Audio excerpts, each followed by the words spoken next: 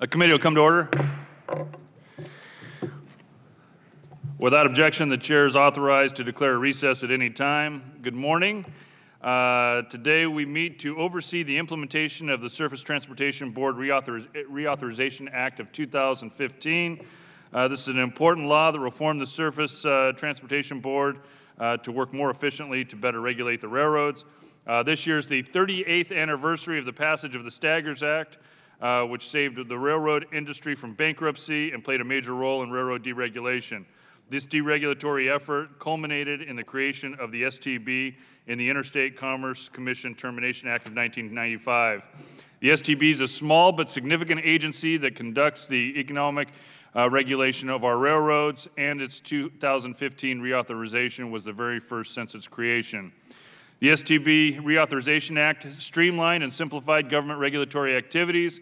While the STB has successfully overseen a stronger railroad industry, the Act has helped the rail industry better serve its customers. It streamlined dispute resolution procedures and set hard deadlines for completion of rate cases to reduce litigation costs. The Act provided greater transparency into complaints received by the STB and required enhanced reporting by the agency. It rejected big government re-regulatory action that has been proposed in the past. The Act made necessary reforms to the agency to improve its processes and procedures.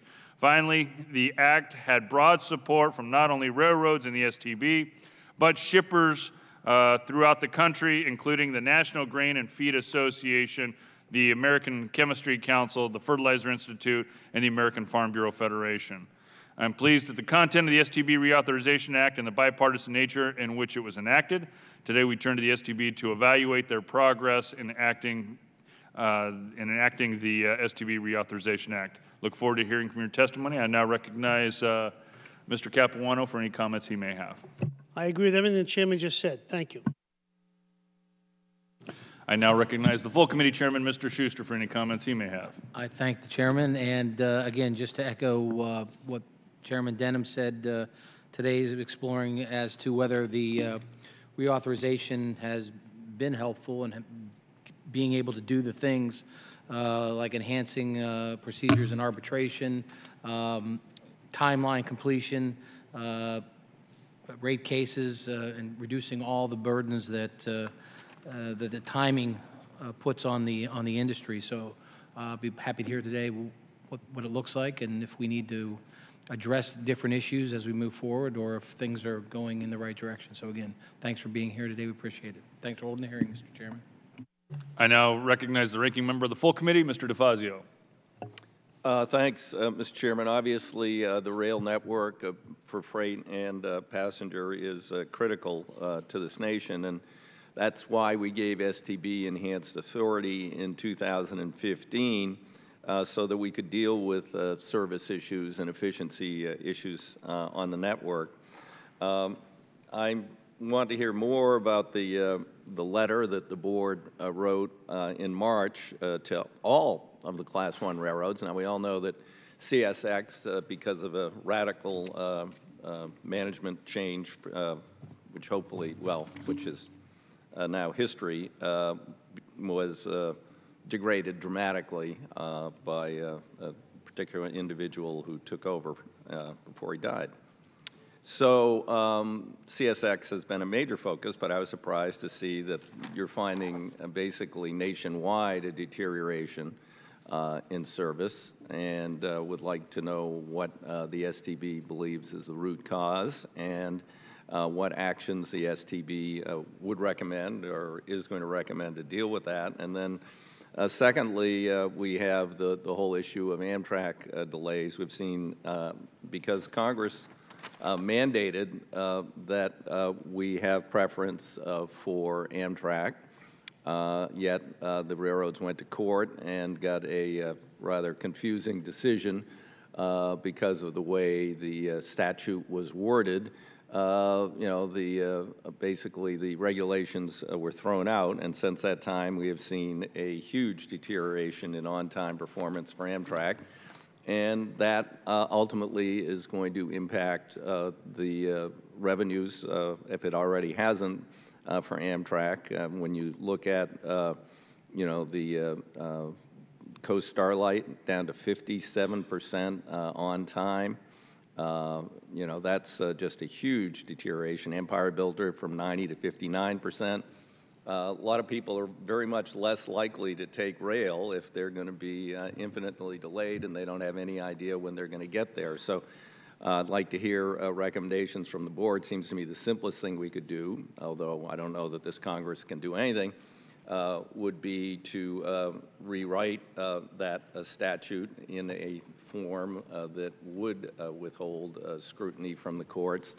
But absent that, we need to see some sort of effort by the railroads, the freight railroads, to better facilitate the movement of passenger rail. So I look forward to hearing about all those critical subjects today. Thanks for being here. Thank you, Mr. DeFazio. I now welcome our panel today, the Honorable Ann Begeman, Chair of the STB, the Honorable Deborah Miller, Board Member of the STB. I ask unanimous consent that our witnesses' full statements be included in the record without objection, so ordered. Since your written testimony has been made part of the record, the committee requests that you limit your summary to 5 minutes. Welcome back to the Transportation Infrastructure Committee on Rail, Hazardous Materials, and Pipelines. Ms. Begeman. Good morning. Chairman Denham, Ranking Member Capuano, and members of the subcommittee. Thank you for holding today's oversight hearing on the Surface Transportation Board Reauthorization Act of 2015, and for inviting Vice Chairman Miller and me to provide an update on the board's efforts to implement the act. I want to begin by first thanking Chairman Denham and Chairman Schuster for inviting Catherine Borden of our staff to serve as a detail to your subcommittee during the past few months. We know it has been a wonderful learning experience for her, and we hope that her service has been helpful to you as well. The STB Reauthorization Act was the board's first reauthorization since it was created over 2 decades ago. It established the board as a fully independent agency, enhanced our authority, and created new responsibilities. The board members and staff have been fully committed to implementing the mandates of the Act, and we have been accomplishing its directives. Today, we will highlight the actions the board has taken to implement the Act and discuss some of the remaining challenges. Because of the STB Reauthorization Act, the board has achieved greater efficiency, accountability, and transparency. For example, the board prepares quarterly reports about its rate review cases, its formal and informal service complaints, and unfinished regulatory proceedings as directed by the Act. We submit copies of these reports to our oversight committees, along with transmittal letters that track our implementation progress and also provide important board updates. These reports and letters are also publicly available on the board's website. Section 13 of the Reauthorization Act required the board to revise its arbitration program. After notice and comment rulemaking, we issued rules in September of 2016 to conform to the new statutory requirements. Among other things, we expanded the program to encompass rate disputes and establish caps on damages as directed by the Act. We also maintain a roster of arbitrators, which is updated annually.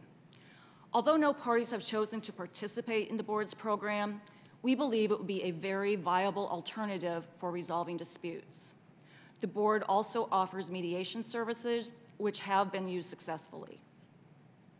Section 12 of the Act gave the board new authority to investigate issues of national or regional significance. After moving through notice and comment rulemaking, we issued rules in December of 2016. The rules contemplate a 3-stage process, including preliminary fact-finding, board-initiated investigation, and formal board proceeding. In developing these rules, we wanted to ensure that appropriate protections for due process, separation of fact-finding and decision-making, and timely resolution of investigations were incorporated. This new authority provides the board an important additional tool to aid it in carrying out its mission. Finally, with respect to the Act's provisions regarding rail rate review procedures, Vice Chairman Miller and I have a shared interest in improving our current processes. Since coming to the board, we have both expressed concerns about the costly, time-consuming, standalone cost methodology, known as SAC, which is used in larger cases. The Reauthorization Act addresses some of these concerns. It shortened the timeline to process SAC cases. it directed us to initiate a proceeding to assess procedures used in court litigation that might be used to expedite our rate cases. It required the board to maintain one or more streamlined processes for cases in which the SAC test is too costly, and it required us to submit a report on rate case methodologies. The board has complied with these directives as detailed in our written testimony. Although the board currently maintains a streamlined process for rate cases, for smaller cases, we believe additional work is needed to provide a more accessible and affordable rate review process. The board issued an advance notice of proposed rulemaking to explore a new rate process for smaller shippers. Based on the comments we've received, more work is needed. To that end, the board has recently established an internal rate reform task force, which is working to develop recommendations to streamline the board's rate methodology for large cases and to improve rate options for smaller cases. The task force is comprised of 8 board staff, bringing together considerable economic and legal expertise and experience in this very difficult, challenging undertaking. The task force is going to be reaching out to stakeholders, including your offices, to obtain input and ideas on these issues. This is a very difficult assignment, but one that we simply must keep working on to address. I'll now turn to my colleague, Vice Chairman Miller, to continue our testimony. Thank you. Vice Chairman Miller, you're recognized for 5 minutes. Thank you, Chairman Denham and Ranking Member Capuano, members of the committee. Chairman Begeman has clearly explained what steps the board has taken to implement many of the reauthorization acts. I'll pick up the narrative and address the 2 things the act has done to improve collaboration and to help us become an independent agency. So first on collaboration, which a very important and much appreciated goal of the act was to allow for greater collaboration between the board members. The first way that was done was through Section 4 of the Act, which increased the board's membership from 3 to 5. By having more than 3 members, the members will be able to talk with another member about pending proceedings in a non-public forum without running afoul of the Sunshine Act, which prohibits a majority of the board from discussing pending matters in a closed setting. Because there are currently 3 vacancies on the board, we've not yet been able to have any of these one-on-one conversations. However, the President has recently submitted 2 nominees to the Senate for consideration, and the Senate Commerce Committee held a hearing last week on their nominations, and one of the nominees is with us today, Patrick Fuchs. We look forward to the confirmation of the nominees and the chance to work more collaboratively with each of our member colleagues as envisioned under the Reauthorization Act. The Reauthorization Act also gave the board another tool to allow for more collaborative discussions. Section 5 permits a majority of the board members to hold non-public discussions regarding agency matters, which we refer to as Section 5 meetings. While the Act still prohibits the board members from agreeing on an outcome in these meetings, we are permitted to discuss ideas with one another. To ensure transparency, the board's general counsel must be in attendance and is required to prepare a meeting summary of the matters discussed. The summary is then made public after the meeting. Since the Act's passage, we've already had a number of Section 5 meetings, and we would consider them very useful. The final significant change made by the Reauthorization Act was the conversion of the board to a wholly independent federal agency. Prior to the Act, the board was decisionally independent but administratively housed under the U.S. Department of Transportation, which meant that DOT performed a number of the board's administrative and information technology functions. Since passage of the Act, the board has assumed these functions. This clearly has been the most challenging part of the Act for us to implement. While we are pleased to report that we have made significant progress on adopting processes and systems necessary for the successful functioning of an independent federal agency, there are clearly still areas where we have work to do, particularly in information security. In the board's most recent Federal Information Security Management, or PHMSA audit, DOT's Inspector General identified a number of areas where improvements need to be made. In addition, just last week, the full House passed H.R. 4921, the STB Information Security Improvement Act, which was reported by your full committee and requires the board to implement an improvement plan for its information security system. We appreciate your support of the board's work to make needed improvements in this area. Improving our information security is a top priority of the board. The board has established a remediation plan in response to the IG's report, which we've shared with the IG's office. We've hired an information security system manager who has already implemented corrective measures. In conclusion, I think it's fair to say that Chairman Bagan and I agree that the board has successfully implemented the Act's requirements, and that has in turn led to improvements in the board's operation, just as was envisioned by Congress. Before finishing my remarks, Chairman Begeman and I both felt that we should briefly address recent reports about service issues in the railroad industry. Several shipper organizations have indeed alerted us to concerns regarding service on certain carriers, and there has been a noticeable drop in service metrics for some carriers. Last month, we sent letters to all Class I railroads asking for their service outlook for the remainder of 2018. We have also asked certain railroads to participate in individual weekly calls with staff from our Customer Assistance Office to help us monitor these carriers' service levels and progress. At the moment, these service issues do not appear to have as severe an impact as those that occurred in the winter of 2013 and 2014, and the affected railroads generally appear to be taking aggressive measures to address their service and get it back to normal. But we will continue to monitor this situation very closely, and we'll be happy to keep the full committee apprised of our actions, particularly if additional steps are needed. Again, I want to thank the subcommittee for holding today's hearings, and I look forward to answering your questions. Well, thank you both. I know it's a difficult job with some of the controversies that you deal with on a regular basis. As a member of Congress, normally shippers will contact us as a last resort when they are getting frustrated with any type of implementation. But I would also say that as we have talked to leaders from other countries about transportation and logistics, the number one thing that they point to is our freight network that we have for goods movement across the entire country. We have an amazing system with all of our freight rails, but that does also create a challenge with captive shippers. So when a lot of cars are being used for oil, sometimes you see shortages of cars being used for grain. That ends up with a call to a member and ultimately a call to the STB for you to work out some of these challenges. As well, we deal with hazardous materials in this committee. So a variety of different hazardous materials that must go by rail can be stuck captive as well. And one of the questions and concerns that has come up is currently you are the board with only 2 members.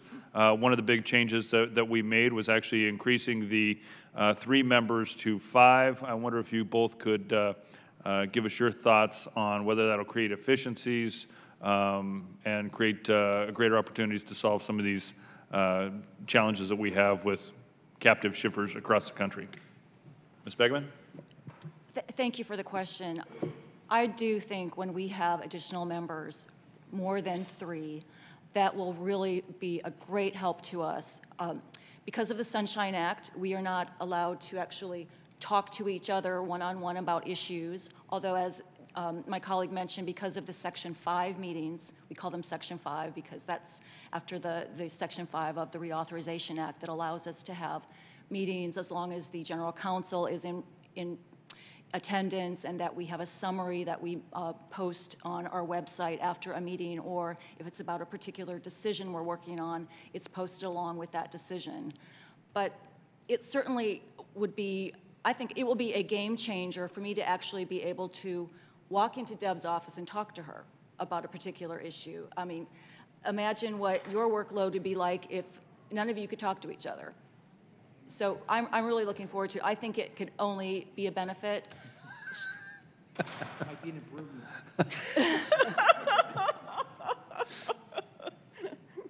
I'm looking forward to it. Thank you. Ms. Miller? I would echo what Ann said. I think of all the changes in the Reauthorization Act, I think this is the most important one. I've been on the board for about 4 years now, and I was really surprised when I got here by, I mean, honestly, how isolated I felt. For me, I've always felt that I learn a lot by working with colleagues, hearing their questions, having a better understanding about how they read a situation and how it might be different from the way I read it, or perhaps I just misunderstood something. And I have often felt that we could and would arrive at better decisions if we had more robust dialogue among the members of the board. And quite frankly, I think it would enhance the collegiality of the board, which is certainly, I don't mean in any way to imply that there aren't, good working relationships, but, when you just aren't in contact with each other as frequently, I think it does have an impact. So, no, I'm very enthusiastic about this change in the law. I think it will absolutely, I don't know that you could say it will lead to efficiency. I think with 5 members, there might be some things that might feel a little less efficient, just the reality of that, but I think it will absolutely lead to better outcomes, and that's what's important. Thank you. And how has designating the STB as an independent agency benefited the STB? Prior to the Reauthorization Act, while we have always been decisionally independent, we were administratively aligned with the DOT. I will say this has been our biggest challenge, sort of establishing a number of our own processes with respect to IT and IT security. We need our own separate servers. We need our own particular, lines that we use with our financial services. We have our own HR department that we are now more set up, strictly responsible for our own destiny, if you will. So it has been very challenging, although it has also been rewarding in its own way. As many of you know, we had a very difficult FSMA audit that we received last year from the DOT IG. They conducted the FSMA audit at our request. But that also has been an opportunity for us to improve problems that we didn't even necessarily know that we had. It's a long-term process. It's one that this committee has recognized is long-term. You have passed legislation out of your committee. It passed the full House last week, and I can assure you that with or without legislation, we are fully committed to addressing our cybersecurity vulnerabilities, and we are making progress. So thank you for your interest in that area. But again, I will say independence is a challenge. Thank you. Mr. Capuano. Thanks, Mr. Chairman. I thank the ladies for being here. I want to kind of get beyond some of the specifics. First of all, I'm glad you like the changes because I agree with you. I'm looking forward to it as well. I don't think the president will listen to me, though, when it comes to filling that 5th slot. Maybe I'll give him a call and maybe he'll react, but I wouldn't hold my breath. For me, the biggest issue you deal with, it all ties into it. As I see the freight rail industry, it is a de facto monopoly, which is in and of itself acceptable. It is a de facto monopoly, and like all monopolies, therefore they are subject to certain regulations. That's the balance you have. When there's no competition, you get more regulation. It works well for the most part. What has changed in the last couple of years is that and again, not all people on Wall Street are bad people, not all, but some of the vultures of Wall Street have decided to come into the rail industry. And when they do, they start doing to the rail industry what they have done to other industries, which is to strip it down, kind of ruin it for all the other people that are trying to do the right thing, and just make a quick buck without any consequences whatsoever, without any concern what happens to the people who have to rely on this monopoly, or, as far as I'm concerned, for America as a whole. I think America absolutely needs a good, solid, functioning, and growing rail industry and freight. And when you get investors who only look at the immediate bottom line, it's a problem. Up until recently, in the return for regulation and a certain degree of monopoly, the rail industry has been pretty much guaranteed a reasonable rate of return and a reasonable profit to split amongst thoughtful investors and their employees and their leaders. When greed takes over which it has done in other industries, it hasn't happened in the rail industry yet, but it has creeped into it, starting just a few years ago with the attempt to get into Norfolk Southern.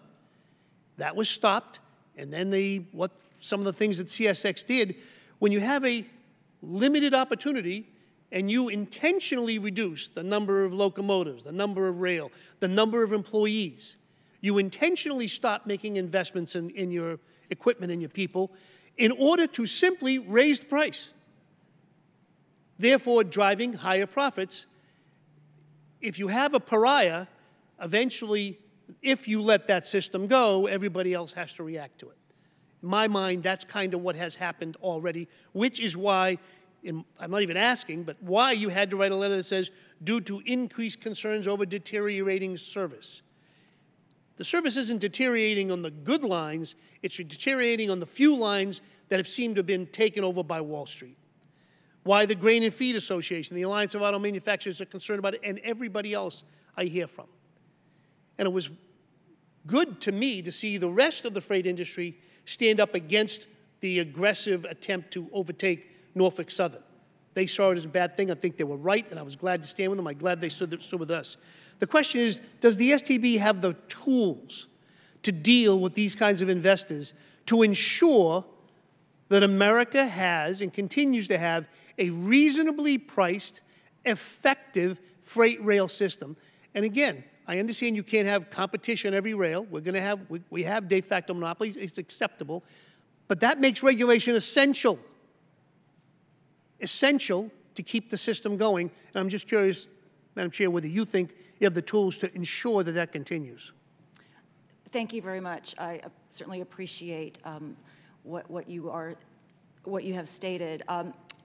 While the board doesn't have jurisdiction per se over Wall Street, you know, we have limited jurisdiction, but one thing that part of our jurisdiction that Congress has given us is that rail carriers have a common carrier obligation to provide service. Right. So while, you know, let's take CSX as the example. During the past year, you know, we spent quite a bit of time shining a spotlight on their operations, having weekly phone calls with staff and senior executives. We require them to provide additional metrics on their service. We've been a real pain in the neck to them. Madam Chair, my time is limited. I don't mean to jump in, but do you have the authority to deny them or to change their rates if they take bad actions? If they can't increase their profits, they're not going to do these bad actions. Do you think you have the authority to take action on that one item? Because that's really when everything's said and done after all the good cajoling and discussions, if they can't make that extra profit, that's what they're driven by, because you won't allow the rates to fluctuate that way or you take action, that's your one cudgel. Is it effective enough? Is it strong enough for you to be able to react? I believe the board has really large, untethered authority should it need to go that route. However, what we would do is a carrier has a common carrier obligation to provide service on reasonable request. You can't get rid of all of your labor, all of your locomotives, all of your cars, just so you can show profits for a year. You have an obligation to serve your customers, and that is what we will make sure you do. Thank you. And if you don't, we'll find another carrier who would be happy to do it. That's what I want to do. And again, I want to be real clear. I think that all of the rail carriers want to do the right thing and have been doing the right thing for hundreds of years. I don't want it to change, and I don't want it to change because there's a couple of sharks coming in only looking at their own profit and without concern whatsoever to the American manufacturer. Thank you. Mr. Schuster. Thank you. In your testimony, you talked about the various areas, arbitration, investigative authority, and the rate cases, that you've increased the efficiency that you're able to, and the time, reduce the time. But you didn't quantify it. Is it either today or at some point? Can you give me an idea of how much have you reduced the time it takes to go through these different jurisdictions that you have? Because in Washington, that's one of the biggest problems. It takes forever to go through these different processes. Can you quantify that? Well, with respect to the standalone cost methodology, which is the process that is used for larger cases. You directed us to reduce our timeline by 5 months to conclude our case. Now, since the Reauthorization Act, we have not had a new case brought to us. I will tell you, the directive you've given us is nearly impossible for the board to meet, and that is why we have this internal reform task force to try to find a better approach, whether it's to have an entirely different process or to even just streamline the process that we have so there could be more standardized approaches, because we don't have a choice but to meet, we need to meet what you told us to do, but I don't want you to think it's going to be easy.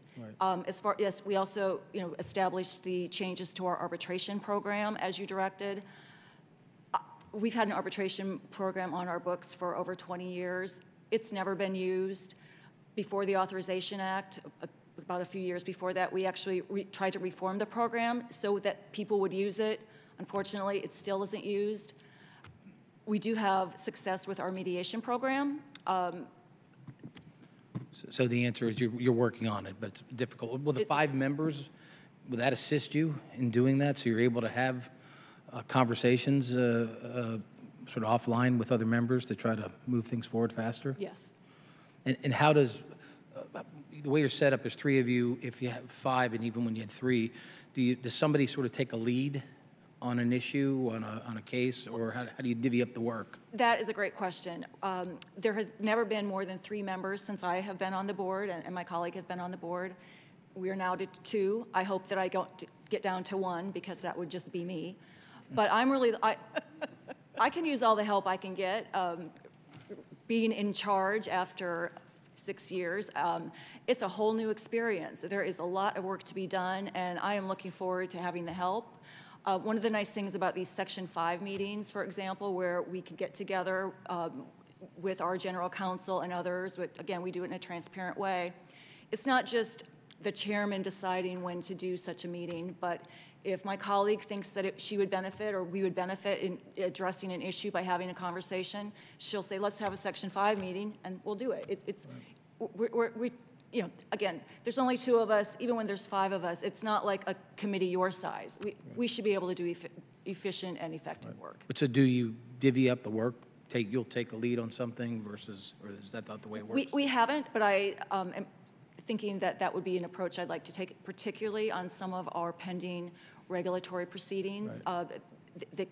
I'm looking to sort of have some new brain power on that, and maybe we'll see things in a different light than what we've currently seen it. And I haven't, maybe 5 years ago, I heard a lot more about rate cases and captive shippers. I haven't heard too much of that going on out there. I mean, I'm sure there's a couple. Still there. It's still there? Well, these captive shippers, I mean, you can only grow wheat in some parts of the country, but I know over the years, many of these folks that are captive shippers actually build a plant on a single line, and they create themselves to be captive shippers, and then they complain about it. So I didn't know. Again, we haven't heard that, a lot of that up here, people complaining to us. So again, I just wondered, is it because you're doing a better job, the railroads are doing a better job, the captive shippers are happier? I'd like to say it's because we're doing a better job, but I do want to be completely candid with all of you. Captive shippers have struggles. As you mentioned, yes, there are times when people locate on a captive line, and they choose to do that. Perhaps that's where their best labor pool will come from. But at the same time, actually, I'm a farmer's daughter. I grew up in South Dakota. I know what it's like to have captive service. Sure. I am not satisfied with the rate methods that the board currently has, particularly for grain shippers, really smaller shippers. They can't afford multi-million-dollar cases and lawyers for 5 years to bring a case that they may or may not win. That is one of the reasons that we have put out an ANPRM to try to establish a case for really small shippers. Unfortunately, our good intentions were not warmly received by either the industry or the shippers that we were trying to address, but we're not giving up, and we've established a task force that's going to really try to help us find a better solution. All right. Thank you very much. Yield back. Mr. DeFazio. Thank you, Mr. Chairman. I was intrigued by something you said just previous to that in response to Mr. Capuano, which was that if someone were to shed themselves or strip the assets from a railroad, the power, the crews and all that, and they weren't going to deliver adequate service, that you would find someone else who would. How would that work? I mean, at what point can you intervene when someone, like, we had essentially an attempt to destroy CSX by Mr. Harrison, and he was brought in by some, Wall Street investor. We had a previous attempt by the Children's Fund to take over and destroy CSX, benignly named hedge fund out of Europe, who was also a master at stripping assets and extracting value, they call it, as they destroy the capability of the railroad. So what did you mean when you said that? How could you say you're going to find someone else who will? I mean, you don't have that authority. Well, we do have emergency service authority, which has rarely been used. It really hasn't been used since the UP-SP merger back in the 1990s, the mess in the West after that particular merger. Yes, I lived through that. Yeah, me too. And I'd like to never live through another one. And so we do have authorities that we could direct another carrier to operate and provide service over another line. Oh, wasn't it? I don't look forward to using that authority, right. but we do have it if we need to use it. That'd be fairly. I will also say that we have certainly recognized that the authorities, when there's a degradation of service, a carrier and a shipper could come in and petition the board to provide service over another line. That regulation has not been used, and so we've started some informal discussions with stakeholders and the board staff to try to determine are there some tweaks that we could make to these regulations to make them workable, or we want to try to explore whether or not there's something we could do to improve the regulations so that they could be used if they needed to be. Mm-hmm. But at this point, since you lack a quorum, you couldn't take any definitive action. We don't have quorum requirements. Oh, you don't? However, we also have not been challenged in court, whether or not there's the two of us doing our work, whether that is an issue. There was a time when there was only one member for about a year, about 10 years ago. Mm-hmm. So we would like to not have to determine that answer. But again, we're not doing our jobs because there are only two of us. We're trying to do as much as we possibly can. Okay, yeah, I mean, I wonder, and I'm not exactly sure how I would approach it, but we finally did get rid of Frank Lorenzo. The Congress had fitness standards for operating airlines, and maybe we need something similar for railroads to try and keep out those, people who would just come in and strip the assets and don't care about the vital service that's being provided and disappear after they profit. So it's something to think about. Thank you, Mr. Chairman. I appreciate it. Thank you, Mr. DeFazio. Mr. Westerman, recognized for 5 minutes. Thank you, Mr. Chairman. I have a large number of fertilizer and chemical manufacturers located throughout my district, and the majority of the fertilizer shipments moved by rail due to rail's ability to move it securely and safely and economically. These shippers are vastly affected by the current rate review standards. These rate and service cases can take up to 3 years, and the cost can run in the millions, hurting these companies' bottom lines, which trickle down and hurt workers and constituents in my district. So I greatly appreciate the work that has been done since the implementation of the reauthorization of 2015 in working to expedite many of these cases. Could you give examples of improvements you've seen as well as positive feedback you may have received in the first months of 2018 since the rule has been implemented? And that's for both of you. I'm sorry, you're asking what the positive impacts of the act have been? Is that what you were asking? Yeah, and maybe feedback you're getting from folks that have been affected by the rule. Well, as I had mentioned in my testimony, we quarterly provide reports to Congress that we post on our website that address our rate cases. They give an overview of our quarterly pending regulatory proceedings, and they provide information on our formal and informal service complaints during that time. I think it has been really helpful for not just the board, but also for interested stakeholders to know like what kind of calls we're receiving. Because again, informal means there hasn't been a written filing. It's more like what our Rail Customer and Public Assistance Office, what kind of phone calls they've been getting. One of the things that my colleague and I have done as a result of the directive on the regulatory proceedings is we've been working to establish an internal process to set deadlines for our other cases, not just regulatory cases, but actually our day-to-day caseload. We've been doing this for the past year. One of the benefits I have found, because I have not always been the chairman or acting chairman, but it lets all of us know, and the staff know, sort of what our priorities are for the next 3 months, like what cases we plan to get done once the record is closed, you know, and how to kind of prioritize our workload, and so that all the different burdens we put on staff, they can help juggle, like, okay, I don't need to do it this month, I can do it next month. So we're really trying to, you know, just be as productive and efficient as possible, you know, for the stakeholders. Would you like to add to that? Yeah, thank you very much, Mr. Westerman. Well, first I would say, since you brought up the fertilizer industry, they've, since I've been on the board, gotten much more proactive.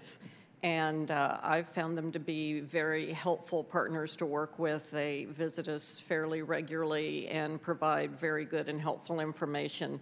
And I think just their proactive approach has been, I think, good for their industry. It's certainly been good for me as a member of the board to have a better understanding of the challenges they face and how we might impact them.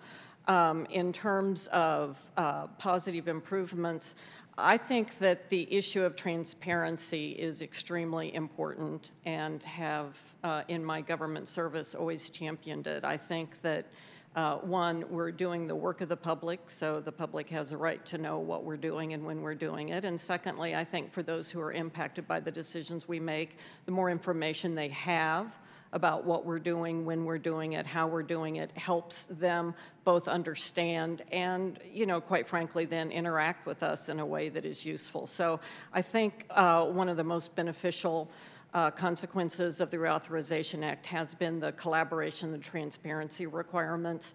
When it comes to transparency, one can always do more, and I do think there are other things the board could do to continue to refine its processes that would be helpful. But I think the fact that there is more information available to those stakeholders who engage with us has made a difference. And I think in the service challenges, that's one of the places we can be helpful. The metrics that we require railroads to submit, the information we then provide to stakeholders, helps them to adjust their activity. Okay, and, I've got more questions, but I'll submit them for answers unless we get another round. Yield back, Mr. Chairman. Thank you, Mr. Westerman. Carson. Mr. Carson, you're recognized for 5 minutes. Thank you, Chairman. I'm very concerned about the growing problem of freight trains blocking grade crossings in urban and suburban communities across our country, particularly Indianapolis. The trains have gotten longer, especially downtown. And I think it's important that this committee and our regulatory partners, quite frankly, take steps to better understand what is happening and how the problem can be essentially fixed.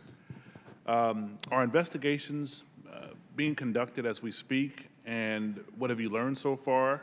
And beyond what you can tell me today, we'd appreciate more information and detail in writing. I know we have limited time, and a separate briefing would be very helpful. Great. Well, one thing I'd like to ask of you or your staff, if you would follow up with us after this, we have a Rail Customer and Public Assistance Office that we would be, you know, there are times when crossings are occurring and the carrier needs a phone call and a nudge, like what can we do to try to address, ASAP kind of a matter. So please don't hesitate, all of you. I will leave the phone number with our office so that we can try to be as responsive and timely on occasionally that could be almost an emergency situation. Hospitals can't be blocked. We want to be helpful to you. With respect to our investigative new powers, we did implement regulations to establish regulations on our investigations. We have not conducted a formal investigation at this point. That's not to say that it is not a very helpful tool. It's actually a very big stick of authority that you've given us. What our first preference is to exhaust our informal approaches. We want the railroads to work with us and with their shippers and other carriers to work with in an appropriate way to try to address issues. And a formal investigation, as you can imagine, will have a bit of a chilling effect on the person or the entity perhaps being investigated. So I'm not saying that, there may be the right time and place for that, but to the extent we can exhaust our work in an informal way, that is the way we'd like to do it, particularly because it also is a transparent process. It's not done confidentially. We're seeing delays up to 3 hours now, which has become extremely problematic, especially for folks trying to get to work and emergency vehicles. So if we could have a separate briefing, that would be tremendously helpful. Absolutely. Thank you. Secondly, your written testimony mentioned some adjustments from your previous affiliation with the DOT and now your status as an independent agency. Can you describe some of the outstanding cybersecurity and information technology challenges that should be addressed, and what are your top priorities in this area?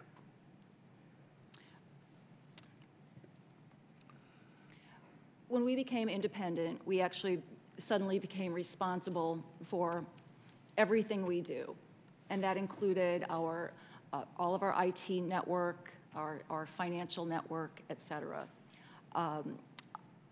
Some of the answers I'd like to give to you in private, sure, if you don't, and I'm sure you can appreciate why, but I will say that it is a top priority of my colleague and me, and the board staff. Frankly, they're working very hard to address some of our vulnerabilities. I will also say that much of it is about paperwork. All right. Thank you. I yield back, Mr. Chairman. Thank you, Mr. Carson. Mr. Katko, recognized for 5 minutes. Thank you, Mr. Chairman, and thank you both for testifying today. We appreciate you being here. Quick question to start off with, and the Rate Reform Task Force, where are we with that process, and at what point can we expect it to reach some conclusions as to that task force? It is a new undertaking. It was established in January. It's comprised of 8 members of our staff that are attorneys or economists. They all have, personal experience processing rate cases. All except one, I think, has finally come to the conclusion that the SAC process is just more than we can really bear, and we need a new way. What they have been doing is they've been doing a lot of different research. They've been exploring various ideas that they've sort of pushed them forward from ideas that they had, over the past several years. Shortly, they plan to be going out to various communities, to different, again, I said that we would be happy to meet with any of you or your staff, but also they're going to different association meetings. The Grain and Feed Association is having a meeting in a few months, and so they're going to travel around a bit and to try to really get a best, just the best ideas that they can put forward. I'm not interested from the railroad industry telling us that the status quo is perfect or that we should be content with it, because we are not going to be content with it. We need to change. That I understand. Is there some sort of a time frame you put on this endeavor, or is this going to be kind of an open-ended thing? Saying it's open-ended probably is not the approach I want you to think that we're taking, but it is a long, difficult process. And everything is in the rail industry. And I don't want to say I want it next month. Yeah. But we want to see it brought to a conclusion as quickly as it can be. Okay, and I take it stakeholders have the opportunity to provide input? Even... They will, yes, they will. Okay, all right, wonderful. I want to switch gears a bit. I'm also on Homeland Security, and I just don't know if I understand the breadth of your jurisdiction. One of the things I'm very concerned about is the shipment of volatile crude on the trains through urban areas, and that's in Syracuse, New York, my jurisdiction, for example. We have multiple shipments, sometimes a day, of 100-car trains of volatile crude going through urban areas, and they're subject really to a lot of concern that, you know, a disaster in an urban area with volatile crude train shipments is a very serious thing. And I just want to are you involved at all in the safety aspects of the shipment of that crude, or is that outside your jurisdiction? That's primarily FRA. Pardon me? It's primarily the Federal Railroad Administration. Okay, all right. Under Section 6, the board's established and maintained a database of complaints. Could you tell me, are you gathering complaints? Yes. Okay, and how many formal complaints have been filed with the STB since the Reauthorization Act?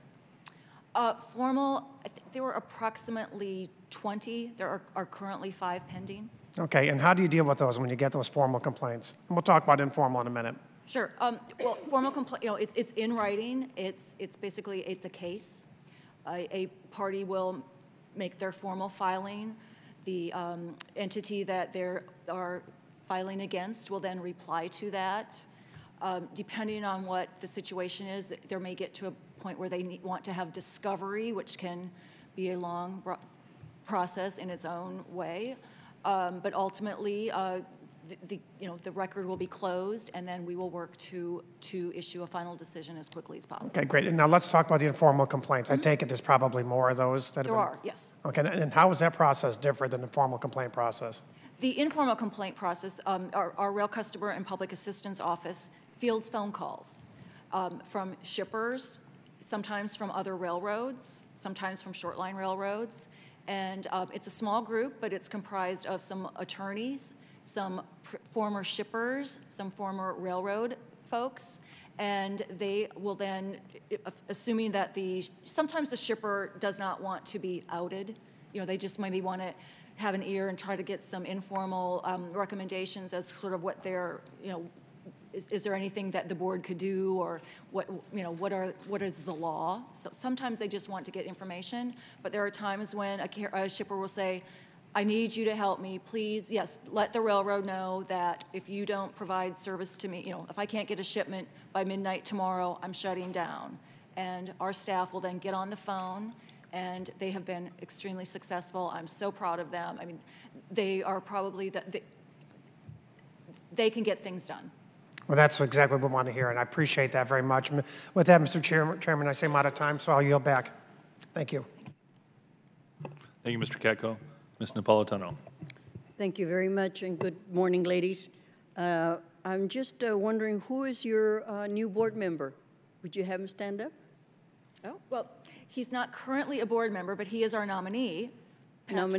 Patrick Fuchs is our nominee. Very good. And do you expect a fourth one? We also have a fourth nominee who is not here today, but they had their confirmation hearing last week, and then we are waiting for one more to be nominated. Good. Well, it's about time. Yes. Agreed. I'm sorry, but there are several questions I have in regard to the status of the law passed in 2015 by the federal courts giving Amtrak preference on time service over freight railroads. How does STB see this issue moving forward? As you know, the reauthorization, I'm sorry, PREA directed FRA and Amtrak to establish metrics. Those metrics would then be used by the board in order to process on-time performance complaints. Okay, that was 3 years ago. Yes. Now, how is it moving? It's still in court. In the meantime, the board tried to step in and establish our own standards. The Eighth Circuit vacated our attempt last year. So at this point, we have authority, but we don't actually have standards. But again, it's still back in court, and until the court rules, there's back in court as in appeal. Yes, it was DOT, they're back trying to say that the FRA metrics and Amtrak metrics, that they should not be invalid. Okay. That same act provided STB with authority to investigate nationally or regionally significant issues on its own initiative rather than on complaint. Do you believe you have staff capacity to initiate such investigations? How do you determine when it is time to launch an investigation? I do believe we have staff capacity. Of course, we would always benefit from having more employees than we have. I think we are a very fortunate agency in that the Congress and also the administration have provided us a bit of an increase in our funding since the previous years. Hiring people is a lengthy process in the federal government. It's surprisingly how frustrating of a lengthy process it can be. But again, I mean, whatever we need to do, we will do, but we will benefit, and we are trying to hire up. So if you know of any good people, please send them our way.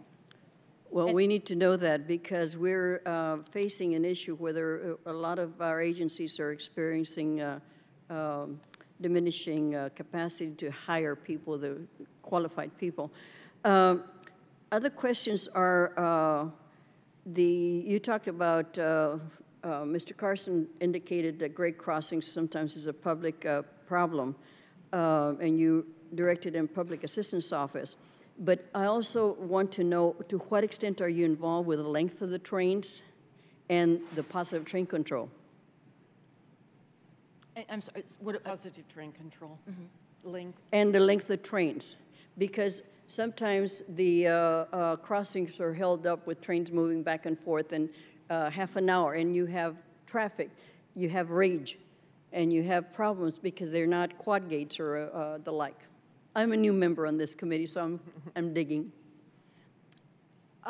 When we had our listening session with CSX last October, one of the witnesses who appeared did told us about his concerns. It was actually a representative of rail labor about the length of trains and how much they are, how they sort of are growing quite a bit, not just with CSX, but other carriers as well. You know, there is a trade-off with the length.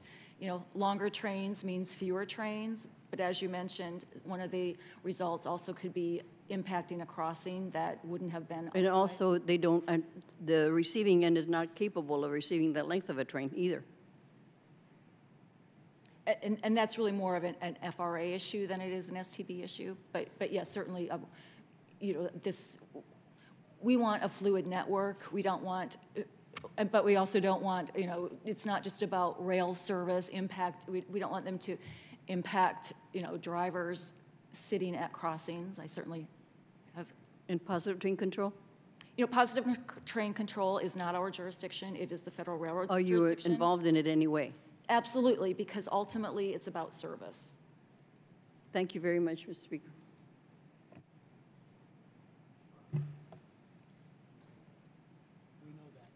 Mr. DeSaulnier, you're recognized for 5 minutes. Thank you, Mr. Chairman. I'm sorry, I was distracted. I'm still looking up I'm trying to figure out what a shock is, but I'll leave that to the ranking member to translate it for me. Shock. I wanted to ask you, and I appreciate the comments by the ranking member and Mr. DeFazio in terms of a changing private environment where you have investors who expect really sometimes unfair rate of return. So I appreciate your historic responsibilities in protecting this valuable national capital infrastructure. But I want to question a little bit, and it goes to some of the other comments about changing environments and anticipating that and working jurisdictionally, cross-jurisdictionally with FRA and with state agencies. I used to be in the California Air Resources Board. The rail companies would complain about our idling rules and some of our issues getting into the Port of Long Beach and LA and the Port of Oakland. So just maybe in terms of reauthorization, how you feel you could better work with your sister agencies, both at the federal and state level, so that you can keep rates as low as possible and still consistently meet your mandate about efficiency in regard to public health and other issues, and the FRA issues with hazardous materials going through urban areas. So this goes to a little bit about the other comments, understanding the jurisdictional constraints, but the communication with sister agencies in this regard, anticipating your mandate, effects on your mandate. That's a very good question. Thank you so much. One of the things that the board has been doing over the past several years is board staff meets with staff of the FRA on a routine basis. Now that the FRA administrator is confirmed, I've been a bit negligent in reaching out and trying to set up a dialogue with him, although I will be doing that. I think it would actually be helpful for all of the members so that we know each other and we know their staff, so that we have a best understanding, because what we do is all interrelated. It's not to say we have jurisdiction over, we don't share jurisdiction, but it certainly is interrelated. We have a Rail Shipper Transportation Council that meets 4 times a year, and they're going to meet in early May, and we have invited FRA staff to come and give us an update on PTC implementation, so that while we will, have a new update, but also shippers that are affected by PTC, and there are carriers that also are on that council, and so we will also sort of get a sense of the progress at that point. And on another external pressure on your mandate, West Coast, we're concerned about trade wars and the impact on our economy, and certainly in Northern California, the ability to transport agricultural goods, as the chairman's aware of, in and out of the Port of Oakland. Do you look at those things to try to anticipate, again, what the effect on those kind of external things, trade implications of a trade war, in this case in the Pacific Rim, which is certainly the focus of the administration right now, how that might affect your mandate in terms of rates and efficiency of the system? Well, certainly if products become less desirable from other countries, there probably will be less movement to those ports. Understood, but do you do any kind of analysis in anticipation of that, or is it just sort of we wait and we are somewhat reactive, and then the shippers will come to you and say we need a rate reduction, or we're moving some of our assets because of this? Well, our rate reform, or rate review, I should say, is it's on complaint. Mm-hmm. So we don't just proactively or go out on our own and say your rates are too high, you can't do X. So that's not the approach that we take. It's actually a shipper needs to come to the board to establish that. But that's my point. If you anticipate, certainly intellectually on your own, you might anticipate when you read news articles that one of your shippers may come to you and say, our model has changed dramatically. Do we do, and this is hopefully part of our review in Congress, is letting you, being mindful, we don't want mission creep and we want to keep the jurisdictions focused, but still anticipating these changes in a world that changes quite dramatically quickly. You don't have a vehicle to do that, is what I'm getting from your response. I think that's right. And also, the majority of movements are, or I shouldn't say a majority, but many are under contract. Right. So that's individually dealt with between the shipper and the carrier. Would it be helpful to have more assets or jurisdictional responsibility to anticipate those changes, or no? It's fairly predictive. The contracts are constrained and your jurisdiction is. I think that the more we know, the more helpful it is for not just for the board to be effective and efficient, but so that, and again, we try to be very transparent. Mm-hmm. So the more that we can share with interested stakeholders, we certainly want to do. Okay, thank you. I yield back, Mr. Chairman. Thank you, Mr. Saulnier. Ms. Begman, Ms. Miller, thank you very much for joining us on this hearing about STB. We're looking forward to the full implementation as well.